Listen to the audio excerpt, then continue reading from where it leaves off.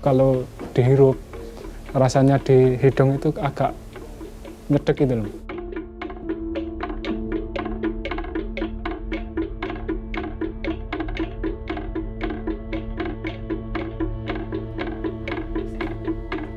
Rumah saya amblas tanpa ada yang bertanggung jawab, ya saya nggak mau, saya harus berjuang dari sekarang.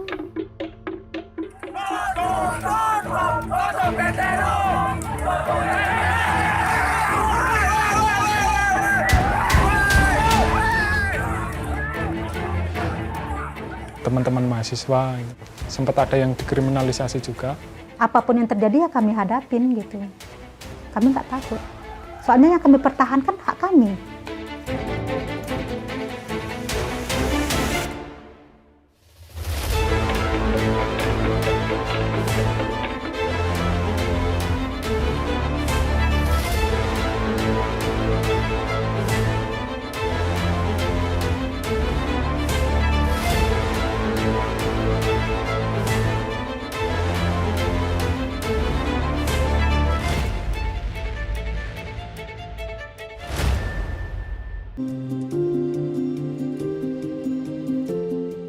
Apa yang dilakukan Fikih di Desa Kedung Winong juga dilakukan Efda Rianti yang berada di Sumatera Barat.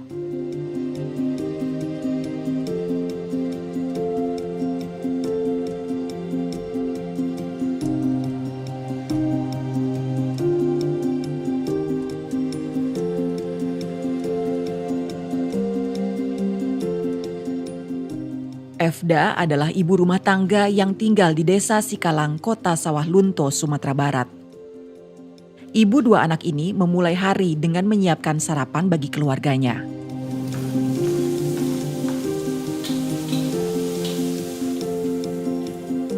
Efda dan warga Sikalang lainnya hidup berdampingan dengan tambang batu bara yang dikelola oleh CV Tahiti Coal.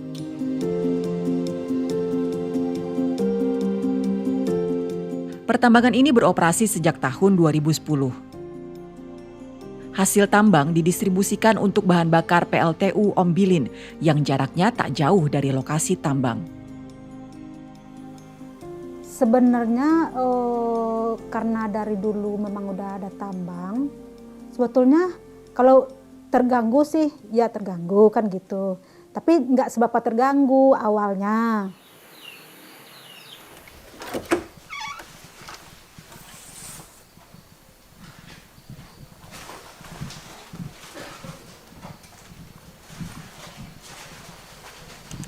Pak mau pergi dulu, mau daftar dulu tempat teman. Ya. Ya. Hati aja. Ya, Assalamualaikum. Waalaikumsalam.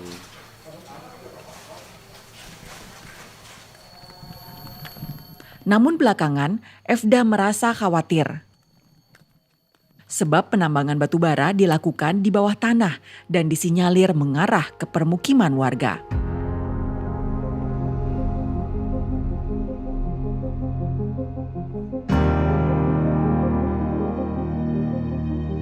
Hal itu diperkuat dengan temuan Dinas Energi dan Sumber Daya Mineral Pemprov Sumatera Barat, di mana total panjang tambang dalam sudah berjarak sejauh 421 meter.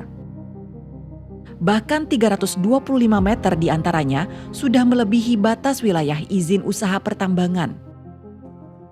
Berdasarkan temuan itulah, Efda merasa aktivitas tambang dalam sudah berada di bawah rumahnya dan suatu saat nanti berpotensi mengakibatkan kerusakan. Ini rumah inilah warisan saya satu-satunya. Susah payah saya bikin rumah dengan berhutang di bank saya kan. Saya Mas bikin rumah ini, saya ikut ikut ngayak-ngayak pasir, ngangkat batu bata kan gitu. Saya ya nggak rela rumah saya setelah saya tua nanti rumah saya amblas tanpa ada yang bertanggung jawab. Ya saya nggak mau, saya harus berjuang dari sekarang. Apalagi saya bikin rumah ini kan untuk anak cucu saya. Belum tentu sekarang rumah saya seperti ini udah hancur, nggak bakalan bisa lagi kami bikinnya, Mas.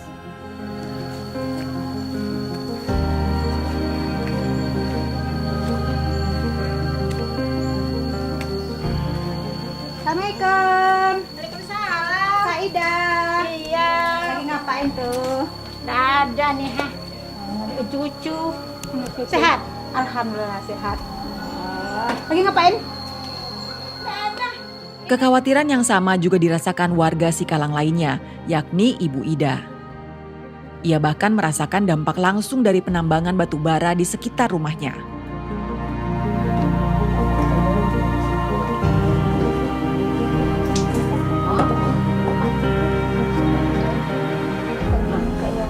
Airnya jernih loh dah. Cuman nih lihat nih, habis nih baskomku, tuh kan. Ini putih-putih ini kenapa nih Kak? Ini memang ngaruh. Ini kan ada nih, memang. naik dia nih. Ini air itu Bekas di tambang Kak ya? Iya. Tapi Kakak misalnya masak gimana?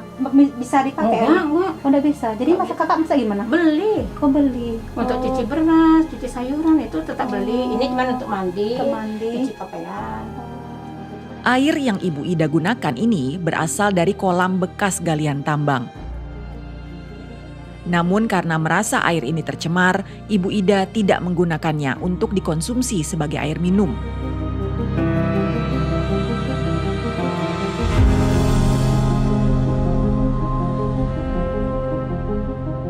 Penambangan batu bara tidak hanya berdampak pada kualitas air, tetapi juga kebun warga. Ini air tambang nih. Untuk membuktikannya, mereka berdua mengunjungi langsung kebun milik Pak Manap. Assalamualaikum Pak. Ya Allah, rajinnya Bapak ini lagi. Apa kabar ibu-ibu nih? Kabar baik. Kami rencananya sama itu, sama Bu Ida mau Tengok yang apa itu, yang dikabarin 16 itu yang gimana? mananya sih gitu. Oh gitu. Bolehlah kita lihat ke arah di atas ini. Di lokasi ini ditemukan tanah amblas yang terjadi pada 2017 silam.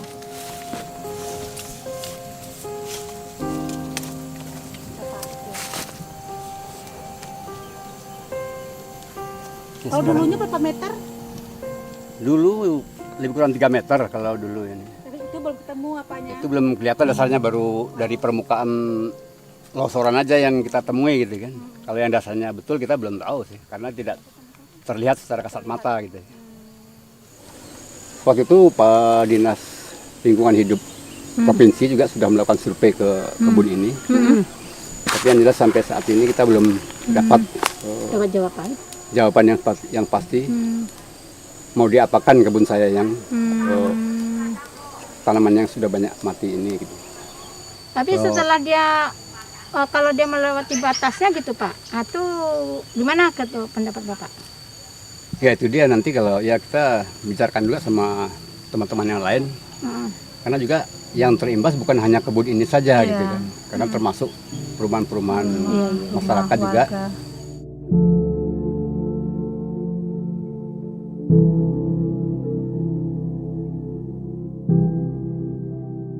Lokasi kebun milik warga ini bersebelahan dengan area tambang. Selain tanah amblas, kebun ini juga kehilangan sumber air yang mengakibatkan turunnya tingkat kesuburan lahan. Sejumlah tanaman tak lagi subur, bahkan ada beberapa yang mati.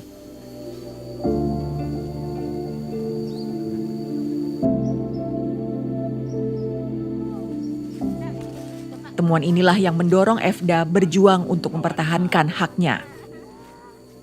Ia bersama warga desa Sikalang lainnya menuntut penghentian aktivitas tambang yang kian hari kian merusak. Pada 2018, warga pun melakukan protes ke perusahaan. Namun upaya Efda memperjuangkan haknya bukan tanpa halangan. Ia mendapat ancaman dan juga intimidasi yang justru datang dari aparat penegak hukum. Sampai kayak Ibu Titin sama ibu-ibu yang lain itu kan diintimidasi sama dia. Nggak dibolehkan kami untuk mengurus perusahaan tuh, nggak boleh sama mereka. Udah ibu-ibu jangan sembarangan ngomong, nanti ibu bisa di penjara. Mendingan daripada ibu ngurus seperti ini, mendingan ngurus anak sama suami di rumah aja, seperti itu Mas. Ya, sekarang ini kan masalah kita ini belum selesai nih. Nah ini udah ada lagi nih tambang terbuka di atas sudah jalan. Atau kamu jadi nggak nelfon kami? Udah kamu sampaikan nggak? Udah, kemarin saya udah nelpon Tommy, masalah itu udah saya telepon gitu, sudah saya laporin. Tuh, kata Tommy, Katanya dia mau ke sini. hari ini. Iya, mau ke sini dia katanya. Ancaman yang diterima membuat warga merasa putus asa untuk terus memperjuangkan hak-haknya. Mungkin kita minta bantuan ke tim Nah, Walhi saya untuk baru mengetahui tahu. tambang tersebut. Baru bulan-bulan ini lah, tahu makanya saya bilang sama kamu kemarin itu kan. Nah, dah, bisa nggak kamu hubungin orang Walhi gitu? Kamu bilang iya gitu kan.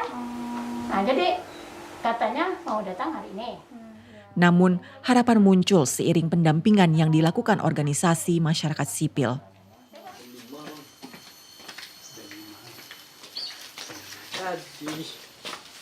Assalamualaikum. Waalaikumsalam.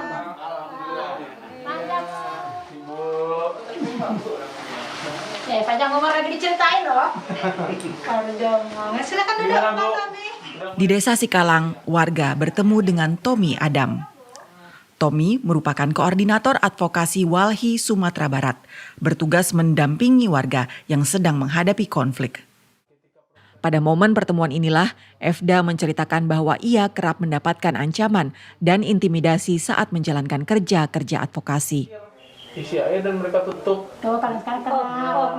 Memang Intimidasi yang diterima warga membuat mereka ikut membangun sebuah mekanisme perlindungan bagi pembela HAM. Salah satunya adalah dengan pemberian pendidikan hukum dan informasi tentang hak-hak warga. Sehingga warga menjadi lebih paham dalam mencari informasi sehingga terhindar dari jeratan hukum saat memperjuangkan haknya. Pertama itu memang konteksnya memang dari kita menilai ancaman itu datang dari penegak hukum gitu ya, ada intimidasi. Intimidasi itu kan menyebabkan ketakutan nantinya. Nah, cuman kita mencegah itu, kita memitigasi kekhawatiran dan stres warga itu dengan pendidikan hukum yang kita berikan. Jadi di beberapa kali, 2 kali atau 3 kali kesempatan kita tarik masyarakat itu ke Padang. Jadi biar lebih aman secara proses, kita lakukan pelatihan dan pendidikan di Kota Padang. Jadi di sana mereka bertemu dengan teman-teman seperjuangan lah begitu ya. Cuma 200 meter lah dari tambang. Pendidikan hukum yang diberikan pun bermanfaat bagi Efda. Kini ia jadi lebih berani untuk berbicara dan mendapatkan informasi dari pihak yang bertanggung jawab. Tidur malam tuh karena getar-getar alat berat itu kan keras banget tuh Pak. Itu sangat terganggu warga. Ya lebih tahu aja kan gitu, lebih dulunya enggak tahu, sekarang ya udah tahu. Jadi kalau dia jadi tahu hak yang kita perjuangkan tuh memang harus kita perjuangkan gitu aja, Mas. Kalau dulunya kita enggak tahu, misalnya kayak gitu itu udah diam aja. Sekarang kita kan udah tahu, memang berarti kita memang harus berjuang gitu aja.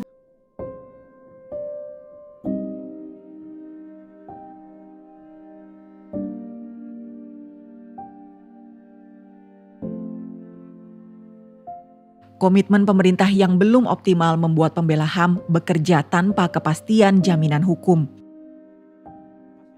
Implementasi hukum di lapangan justru membuat kerja-kerja pembela HAM semakin berat.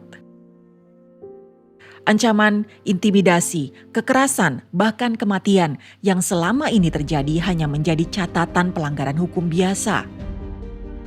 Padahal kerja-kerja yang selama ini mereka lakukan berkaitan dengan pemenuhan hak asasi yang harus diterima masyarakat.